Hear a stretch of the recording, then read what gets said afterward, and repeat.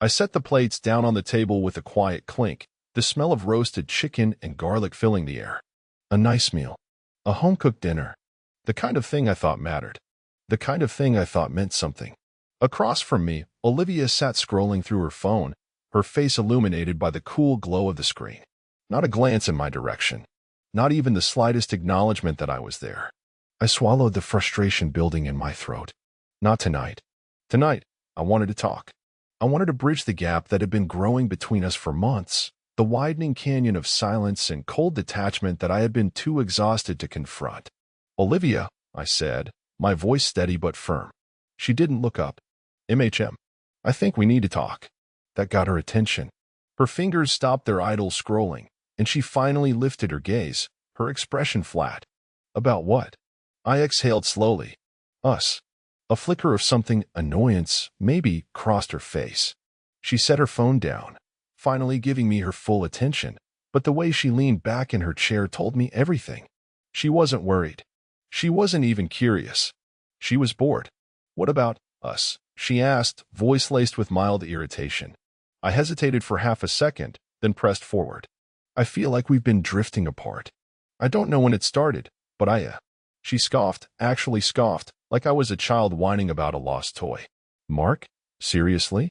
She leaned on her elbow, giving me a lazy, unimpressed stare. We've been married for what, 8 years? This isn't a fairy tale. People drift. It's normal. Normal. My jaw tightened. I know marriage isn't a fairy tale, Olivia. I just think that if we don't at least try. She groaned, rubbing her temple like this was a headache she didn't have time for. God, you're exhausting. I blinked. The words weren't just dismissive, they were laced with something else. Contempt. A bitter taste settled on my tongue. But I pushed through. Olivia, I'm just saying we should make an effort. Go out more. Have a real conversation. You barely touch me anymore. That's when she laughed. Short. Sharp. Almost cruel. Mark, my body is a reward, she said coolly, lips curling into a smirk. And you haven't earned it. The world slowed. Something in my chest cracked, deep and ugly. I stared at her, waiting for, what? A smirk? A teasing glint in her eye? Some indication that she was joking? That she didn't just reduce our marriage to a transaction? But no. She just sipped her wine, completely unfazed, like what she'd just said wasn't the single most humiliating thing she could have thrown in my face. I should have been angry. I should have yelled, flipped the damn table, demanded to know when the hell she had decided I was nothing more than a needy employee waiting for a promotion that would never come. But I didn't. I just stared at her. And for the first time in a long time, I felt nothing. Not anger. Not sadness. Not even shock. Just emptiness. Something inside me settled in that moment. A realization. A simple, brutal truth. I was done. I set my fork down. I pushed back my chair. I stood. Olivia quirked an eyebrow, still smirking. Where are you going? I grabbed my keys, my wallet. Out. She scoffed again. Oh, please. Stop being dramatic. I didn't answer.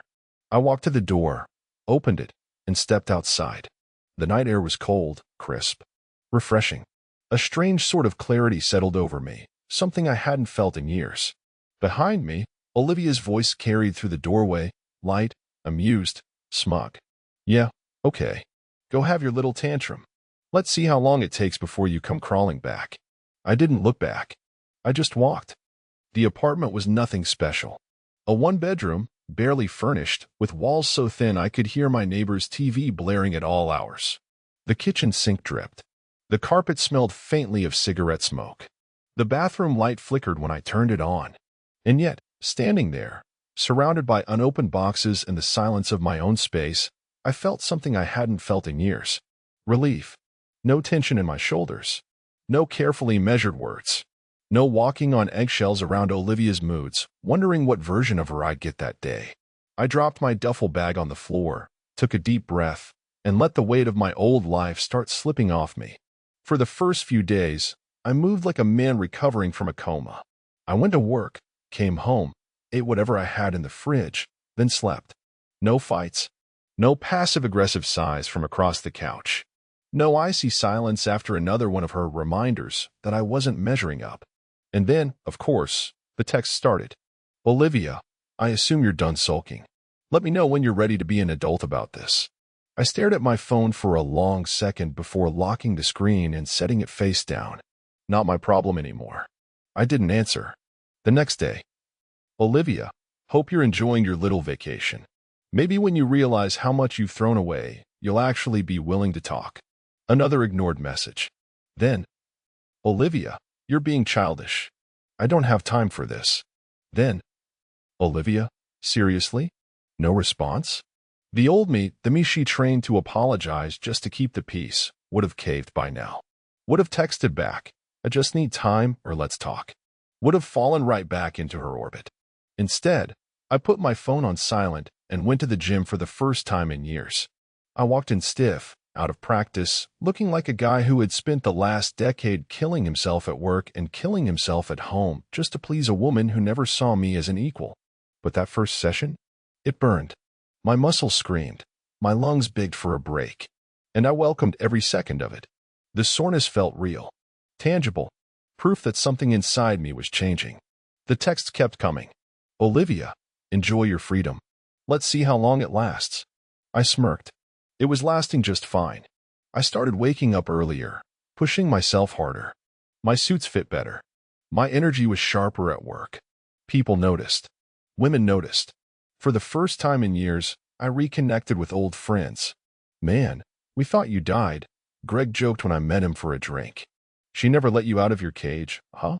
I laughed, but something dark coiled inside me. No, she didn't. Guess not, I said. We talked, we drank, we caught up on everything I had missed. And every time my phone buzzed, I didn't check it. Because I already knew who it was. Because I already knew what she was expecting. She was waiting for me to crack. To come crawling back like a dog that had gotten lost and finally realized it had nowhere else to go. But I wasn't lost. For the first time in years, I was found. The reflection in the mirror wasn't a stranger anymore. For the first time in years, I actually recognized myself. The man staring back at me looked sharp, leaner, stronger, more alive than he'd been in a decade. My suits fit better, tailored to a body that had shed the exhaustion of my old life. The bags under my eyes? Gone. The slouched shoulders? Straightened. I adjusted my tie, running a hand over my jaw, now free of the soft edges that had settled in over years of complacency. This wasn't just physical. This was who I was supposed to be. And the world was starting to take notice. At work, I wasn't just another faceless, overworked employee anymore. My ideas were sharp, my energy undeniable. When I walked into meetings, people listened. My boss did something I never thought possible. He promoted me, doubling my salary in the process. You've stepped up in a way we haven't seen before, Mark, he told me, shaking my hand. Glad to see you becoming the guy we always knew you could be. The guy I always knew I could be. The promotion came with perks, business trips, high-end events, expensive dinners where I wasn't just another guy in the background. I was somebody now. And that's when I started noticing the women. Not just noticing being noticed. At the gym.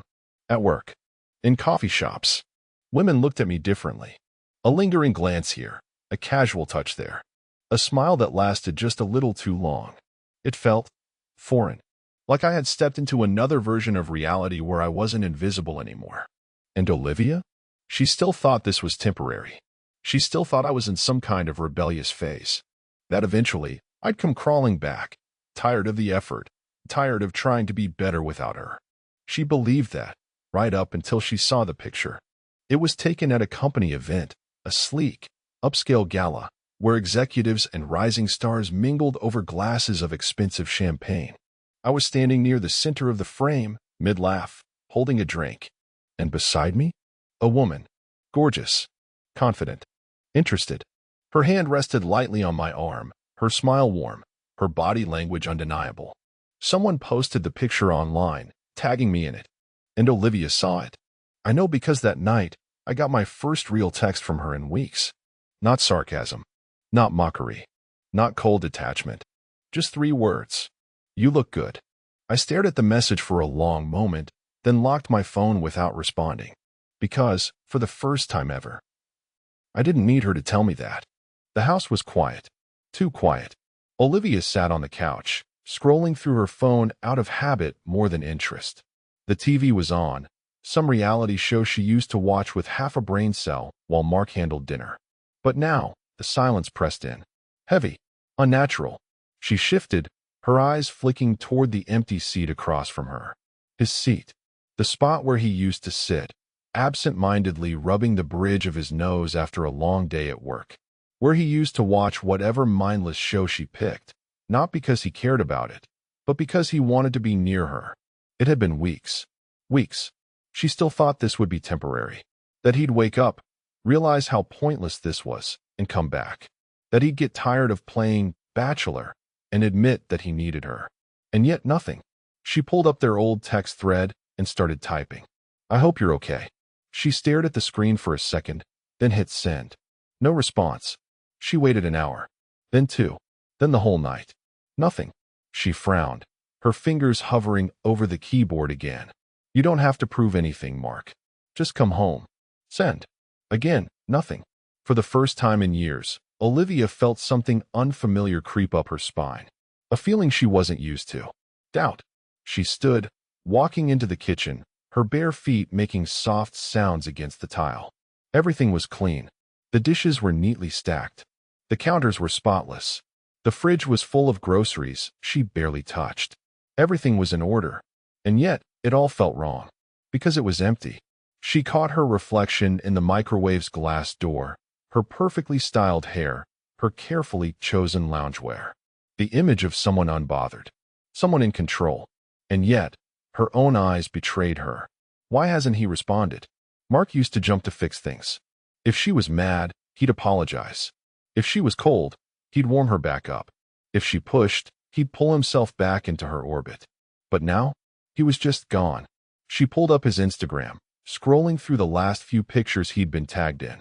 That woman, the one from the event. Something twisted in her stomach, something she refused to name. She clicked out of the app, gripping the phone tightly in her hands. This wasn't how it was supposed to go. He was supposed to come back. He was supposed to miss her. She wasn't supposed to be the one waiting by the phone. And yet, here she was, waiting. The bar was buzzing, a steady hum of conversation and clinking glasses filling the air. Mark leaned against the counter, sipping his whiskey, feeling the warmth spread through his chest. He wasn't out to impress anyone, wasn't trying to prove anything. And yet, people noticed him now. He wasn't the tired, beaten-down man he used to be. His posture had changed. His energy had changed. He looked alive. Mark. He turned at the sound of his name and blinked. Emma.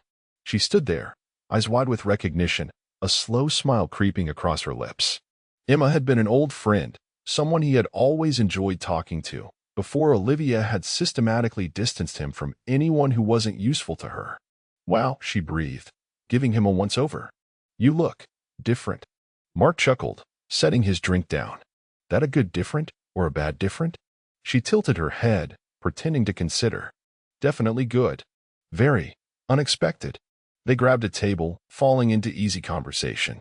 She was sharp, funny, interested not just in small talk, but in him. You know, she said after a sip of her wine, back in the day, I always thought you deserved better. Mark raised an eyebrow. Better than what? Emma smirked. You know exactly what I mean. He knew. And for the first time in years, he agreed. The evening passed in a blur of laughter and shared stories. For the first time, things didn't feel heavy. Didn't feel like a constant uphill battle for validation. It was simple, effortless. And when Emma leaned in, her fingers lightly brushing his arm as she laughed at something he said, Mark felt something stir deep inside him. Something that had been dead for a long time. Meanwhile, Olivia was starting to hear things. At first, it was just small mentions. Oh, I ran into Mark the other day. He looks great. Or, did you see that promotion he got? Big move for him. Or worse, yeah, I think he's seeing someone. It was irritating. But then, one night, she was out with friends, half listening to their chatter, when someone casually dropped the words that cut through her like a blade. You lost a good one, Olivia. The table went quiet. A tight smile pulled at Olivia's lips. Excuse me. Her friend shrugged, sipping her cocktail. I mean, come on. Look at him now. He's thriving. You think you could just treat him however, and he'd always be there. Olivia's grip on her glass tightened. I didn't lose anything, she said coolly. Mark is just going through a phase. Her friend gave her a look. Pitying. Almost amused.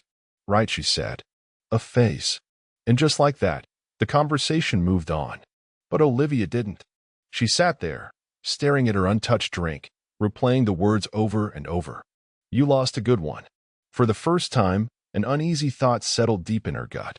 What if she really had? Olivia leaned back in her chair, twirling the stem of her wine glass between her fingers, her date rambling about something she had no interest in. His name was Ethan. Or Evan. Something with an E. He was conventionally attractive, tall, well-dressed, successful. The type of man she used to command effortlessly, the type who would lean in, captivated by her presence, desperate for her approval. But tonight, Ethan or Evan barely looked at her. His eyes flicked down at his phone between sentences, checking messages, bored. It wasn't supposed to be like this. She had thought getting back into the dating scene would be easy, that men would fall over themselves to win her over. But instead, all she found were shallow conversations and indifferent glances. She had tried a few dates. The first guy spent the entire dinner talking about his ex-wife, clearly not over her.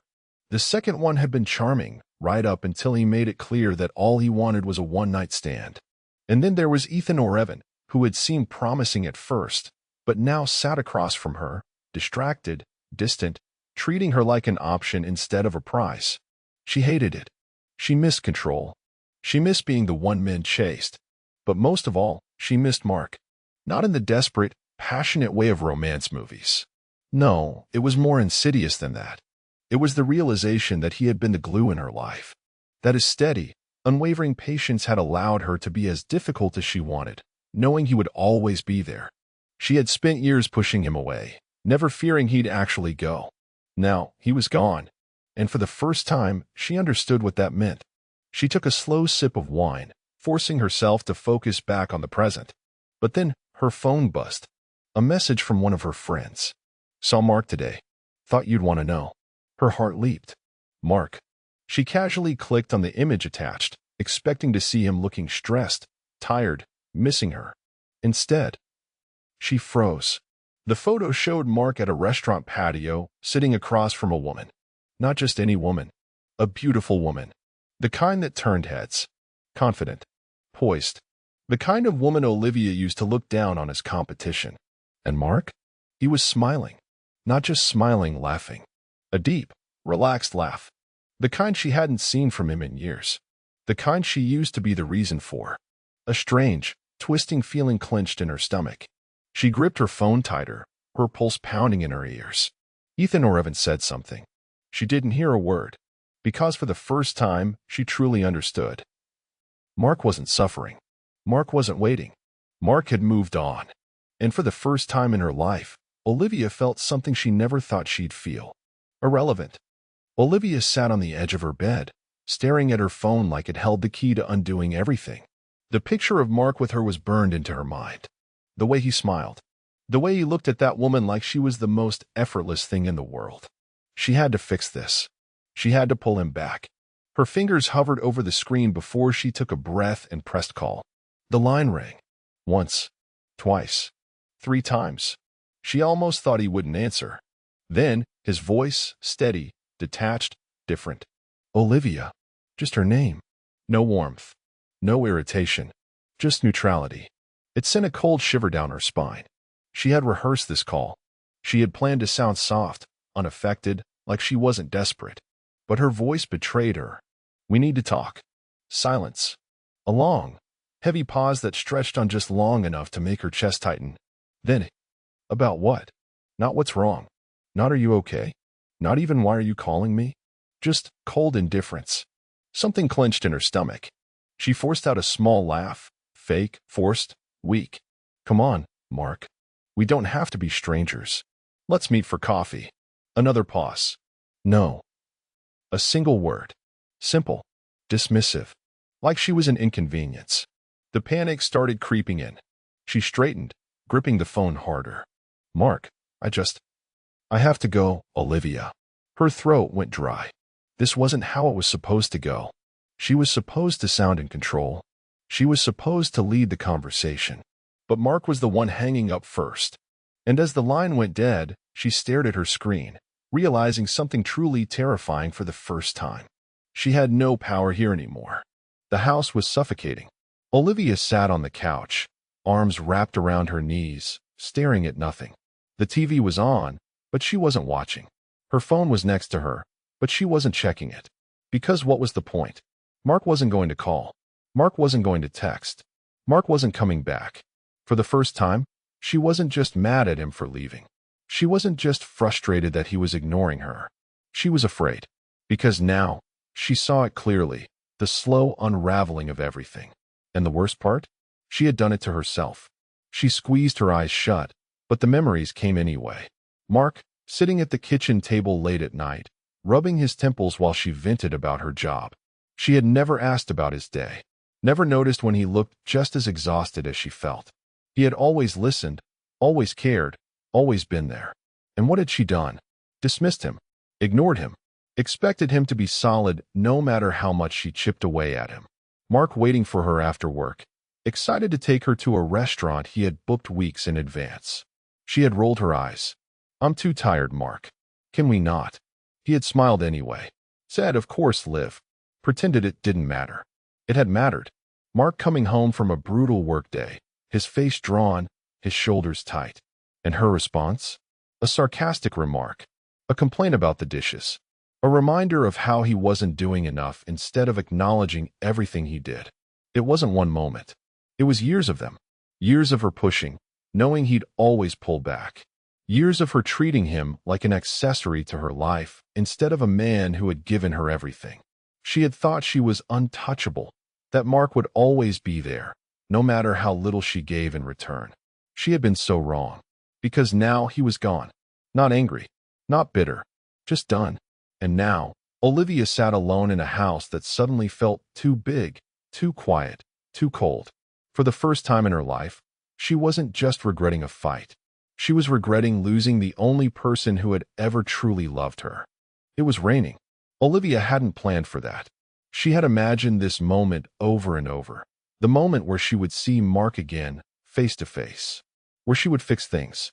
She had planned everything. Her outfit, casual but flattering. Just enough to remind him of what he had lost. Her makeup, subtle, natural, the way he used to love it. Even the way she would speak, soft, controlled, vulnerable, but not desperate. She had never planned for the rain. Now, standing outside his apartment, water dripping from her hair, her perfect plan felt ruined. But she couldn't turn back. She lifted her hand and knocked. A few seconds passed. Then the door opened. And there he was. Mark. She sucked in a quiet breath. He looked different up close. Not just physically, though that was undeniable. His frame was leaner, sharper, his confidence practically woven into the way he carried himself. But it was his eyes that hit her hardest. Calm, steady, unreadable. Not a flicker of surprise. Not even anger. Just indifference. Olivia. Her heart pounded. She hadn't realized how much she missed hearing him say her name. I was in the neighborhood, she lied, forcing a small laugh, trying to reclaim control. He didn't say anything. Just waited. She swallowed. Can we talk? For a second, he didn't move. And then, slowly, he stepped aside. She let out a breath she didn't realize she had been holding and stepped inside. His apartment was neat, minimalistic, clean, but lived in. There was a book on the table, a jacket draped over the couch. It smelled like him. Familiar. And yet, nothing like the man she had been married to. She turned, searching his face for any sign of warmth, any hint that this was still her Mark. I miss you, she said finally. I made a mistake. For the first time, she saw something flicker in his expression. Hesitation. Hope bloomed in her chest. Maybe he would take her hand. Maybe he would pull her into his arms. Maybe he would finally let down this wall he had built around himself. Maybe he still loved her. Mark sighed. He ran a hand through his hair, exhaling like this was something he didn't want to say, but needed to. I'm sorry, Olivia, he said quietly. Then, he shook his head. That door is closed. The words hit harder than she expected. She stared at him, trying to process what he had just said. Closed. Not locked. Not broken. Closed. As in, he had made a choice. A permanent one. She opened her mouth to argue, to convince, to beg, but nothing came out. Because deep down, she knew. She had waited too long. For the first time in her life, Olivia panicked. Real panic, not the fleeting frustration of not getting her way. Not the mild annoyance of a plan going sideways. This was different. This was pure, unfiltered fear. Because Mark wasn't playing a game. She could see it in the way he stood calm, unwavering. There was no anger in his face, no lingering resentment. And that was the most terrifying part. He wasn't pushing her away because he was mad. He wasn't holding a grudge. He was simply done. Her hands trembled as she reached for him, desperation bleeding into her voice. "Mark, please," she whispered. "I'll change. I swear. Just give me a chance."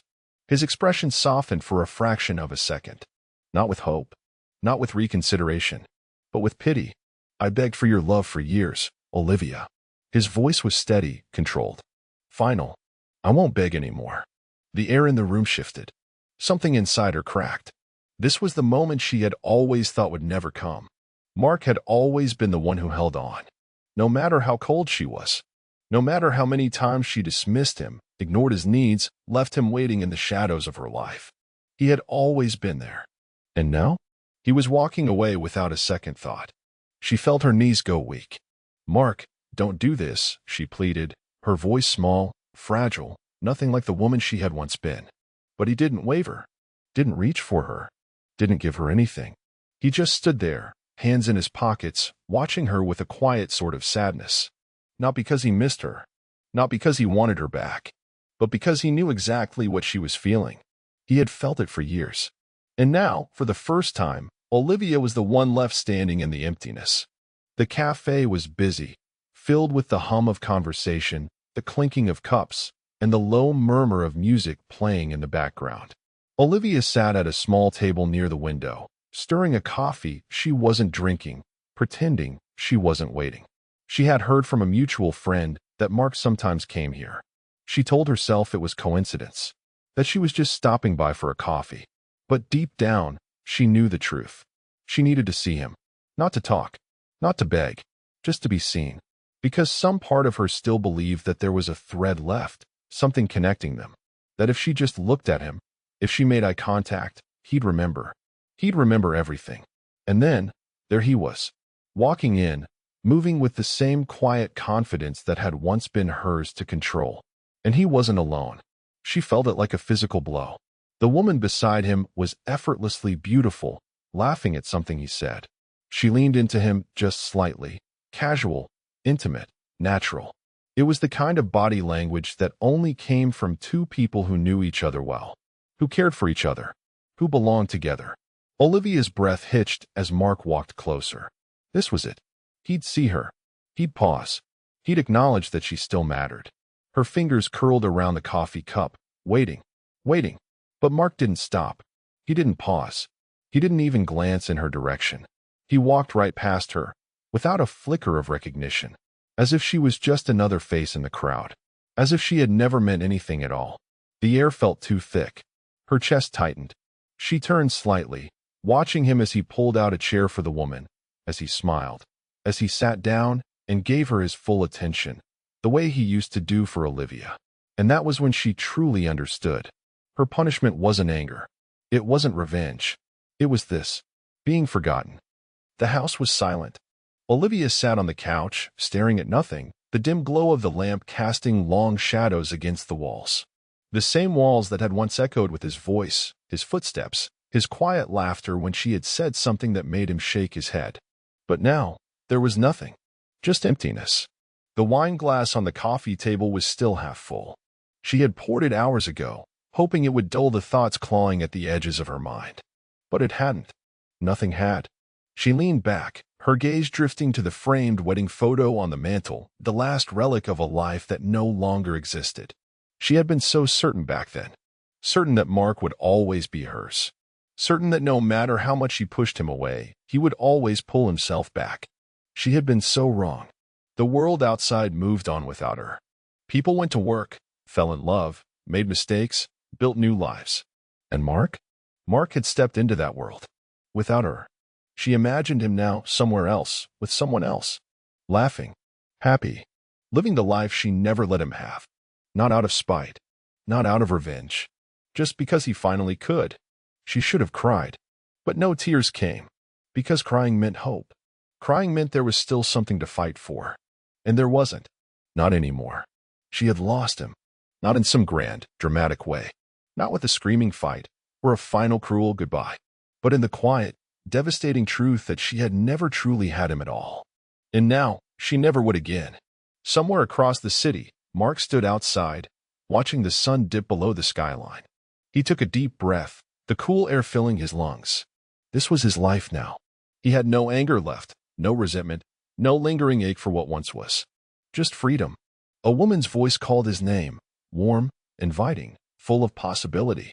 He turned, smiled, and walked forward. Without looking back,